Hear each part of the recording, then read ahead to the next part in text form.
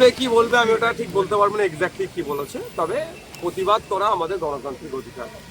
প্রতিবাদ করতে হবে, অন্যায় হলে সে প্রতিবাদ হবেই, কিন্তু প্রতিবাদটা যেন গণতন্ত্রের মধ্যে আবদ্ধ থাকে, ডেমোক্রেটিক হতে পারে। আজকে তো ওখানে কারফিউ জারি করা হয়েছে।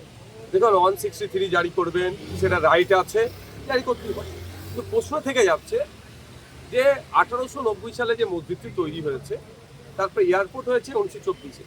এই কথাটার আমি ঘোর বিরোধী যে এয়ারপোর্ট প্রিমিসেসের মধ্যে মসজিদ, বরঞ্চ মসজিদের প্রিমিসেসে এয়ারপোর্ট এসে গেল, এই কথাটা বলা দরকার। তবে হ্যাঁ, অনেক কটা বিষয় থাকছে, নিরাপত্তার বিষয় থাকছে, থার্ড লেন তৈরি করার, রানওয়ে তৈরি করার বিষয় থাকছে, এবং মুসলিমদের ধর্মীয় উপাসনাকে রক্ষারও একটা প্রশ্ন থেকে যাচ্ছে।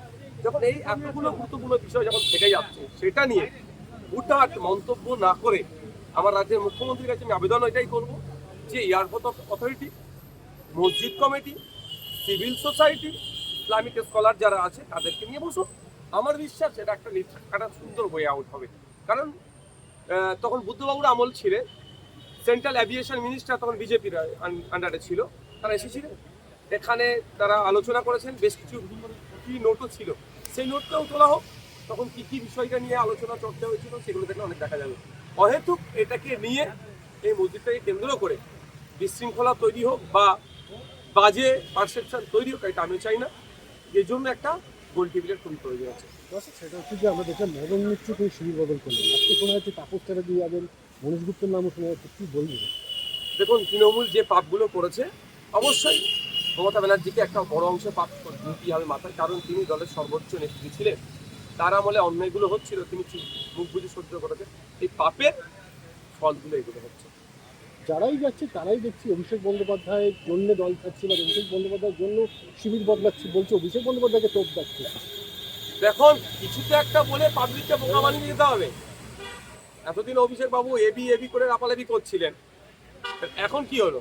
এখন অভিষেক বাবু বলুন বা মমতা ব্যানার্জি বলুন বা তৃণমূল কংগ্রেসের যে থেকে যে মধু পাওয়ার, সেটা নাই, মধুর হাড়ি শেষ হয়ে গেছে। এখন অন্য কোনো শিবিরের নাম লিখাতে হবে মধু খাওয়ার জন্য। শুধুমাত্র কি শিবির বদল, নাকি এর পিছনে রাজনৈতিক চাপ বা ইডিসিবিআই এর ডাক সব কিছু রয়েছে?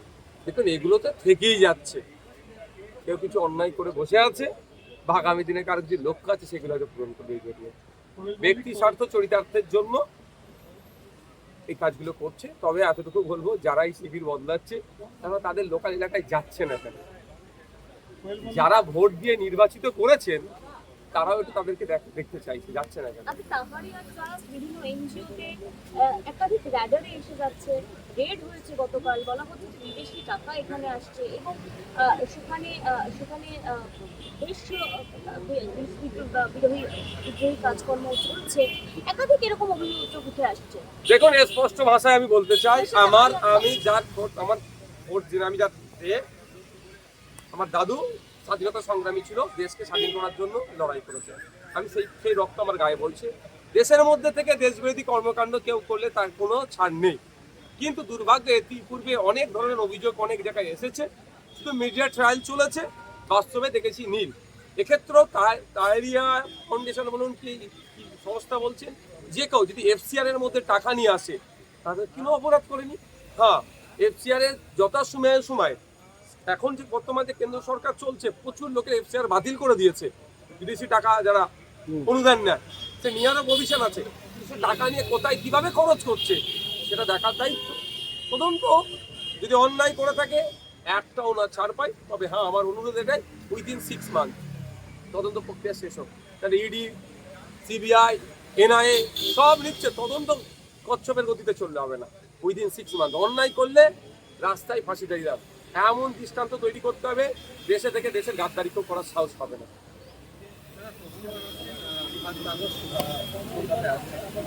কি করবো তার জন্য? আমি কি করবো তার জন্য? শোনো, একটা কথা বলি, বিজেপি তার প্রমিসগুলো যেগুলো করেছে ফেলিওর, উন্নয়নের ডাঙ্গা বাজাচ্ছে ফেলিওর, 3 মাসে সেরকম ভাবে কিছু করাতে পারেনি।